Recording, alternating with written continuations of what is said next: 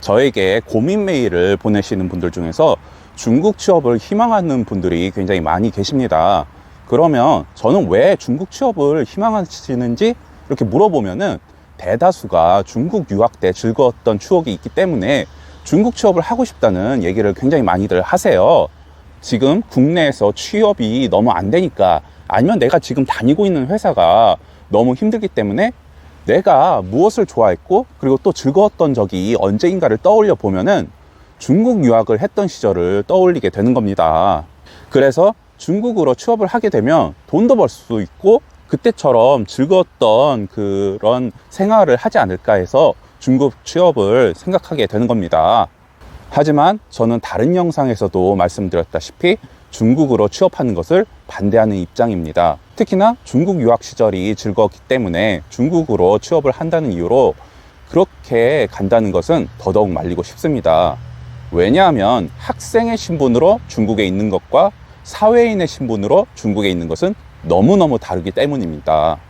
여러분이 중국 유학이 즐거웠던 이유 중 하나는 학생 신분이었기 때문에 선생님이나 아니면 다른 중국 친구들이 여러분께 친절하게 대하였기 때문입니다. 말하는 것도 배려해서 천천히 말하고 어려운 것도 있으면 먼저 발벗고 도와주었기 때문입니다. 그리고 학교라는 공간 안에 보호를 받는 입장이 있기 때문에 뭐 어떤 걱정이나 그런 게 없었기도 했죠. 하지만 사회인 신분으로 중국에 있을 때는 완전히 다릅니다. 여러분이 회사에 취직한 지 하루밖에 안 되었더라도 월급을 받는 입장이었기 때문에 상대방은 여러분을 프로라고 생각합니다. 그 일에 굉장히 익숙한 사람이라고 판단을 해요. 그래서 다른 중국인들은 전혀 배려하지 않는 말속도와 단어로 여러분과 대화를 할 것입니다.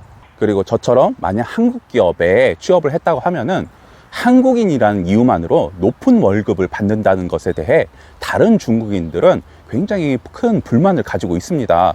말로는 표현을 하고 있지는 않지만 내색을 하게 될 것이고 시선부터가 차가운 눈빛으로 여러분들을 쳐다볼 것입니다. 또한 업무 협조도 잘 이루어지지 않을 것이고 아무리 중국인 직원이 기분이 나쁘더라도 그 직원들의 기분에 맞춰서 일을 해야 합니다. 무엇보다도 의사소통이 안 된다고 하면은 그것만큼 동료 중국인들을 짜증나게 하는 것이 없습니다. 회의 시간에 말을 해도 못 알아듣고 간단한 질문인데도 막 버벅버벅 거리게 된다면 중국인들은 여러분들을 답답하게 생각할 것입니다. 중국어 실력이 거의 원어민 수준의 중국어가 되지 않으신다면 중국 취업은 추천드리지 않습니다. 게다가 업무도 처음 하는 일인데 일까지 못하게 된다면 어떨까요? 중국인들은 어려운 일들에 대해서 알려주지도 않습니다.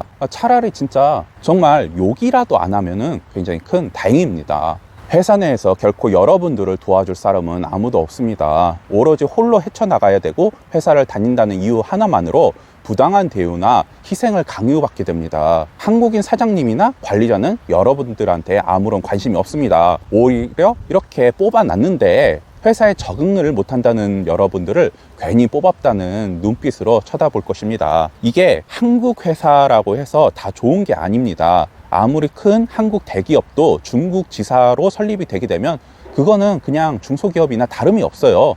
여러분 중소기업에 대해서 왜 부정적인 그런 편견이 생겼는지 다들 알고 계시죠? 중소기업은 사람을 잘 대우해주지 않아서 그렇게 안 좋은 겁니다. 똑같아요. 중국에 있는 한국 기업도 아무리 큰 대기업이라도 거의 중소기업 수준에 머물러 있는 것 같습니다. 그리고 여러분이 또 사회생활을 한다는 이유만으로 온갖 사기꾼이 여러분들을 속이려고 하고 어떻게든 여러분들의 돈을 가로채려고 합니다. 근데 이건 정말 중국인보다 같은 한국인끼리 더 심할 수 있습니다. 중국 내에서 한인 사회는 매우 좁고 서로 의지하고 살아가기 때문에 이 점을 악용한 사기꾼들이 정말로 많습니다. 어느 보호장치 하나 없는 곳에서 여러분들은 이 모든 것을 혼자 헤쳐나가야 합니다. 기대가 큰 만큼 정말 실망도 큰 편입니다. 유학생 때 생활을 생각해서 중국 취업을 하려고 하신다면 냉혹한 그런 사회에 정말 몸과 마음이 큰 상처를 입게 될 것입니다. 저는 중국 취업을 할 바에는 차라리 그냥 한국에서 아르바이트를 하라고 말씀드리고 싶습니다.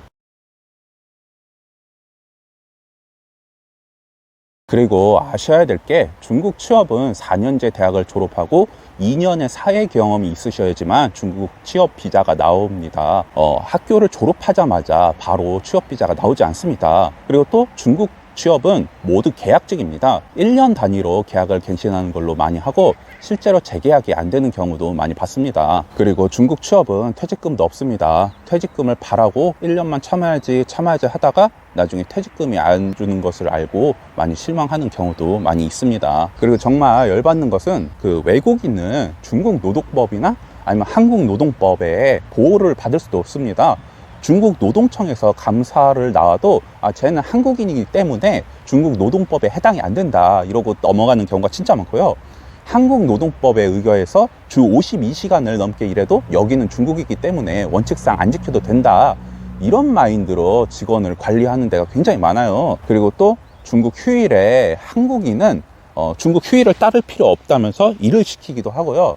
그 다음에 또 한국 휴일에는 여기는 중국이기 때문에 너는 중국에 맞춰 일을 해야 한다 하면서 일을 시키는 그런 거의 착취에 가까운 일을 해야 합니다. 저도 중국에서 일할 때 거의 주 6일을 일했고요.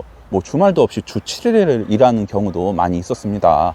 요즘은 직장 내 괴롭힘 때문에 많은 한국에 있는 직장에서 갑질을 하지 않으려고 하는데 중국에서는 뭐 그런 거 없습니다. 한국인 사장이 손찌검, 욕설, 반말, 인격모독 이런 거를 하는 경우를 너무 많이 봤고요. 월급을 떼어 먹어도 뭐 받을 방법이 없습니다. 국민연금, 건강보험도 납부하지 않아서 나중에 중국에서 일한 것이 경력으로 인정되지 않는 경우가 굉장히 많습니다. 하지만 중국 내에서 건강보험이나 노후연금은 착실하게 중국 정부에서 떼가고 있습니다. 그래도 이 모든 것을 감내하시고 중국 취업을 하시겠다는 분들은 말리지 않겠습니다. 다만 중국 회사 생활은 결코 유학 생활처럼 즐겁지 않다는 점을 명심하시기 바랍니다.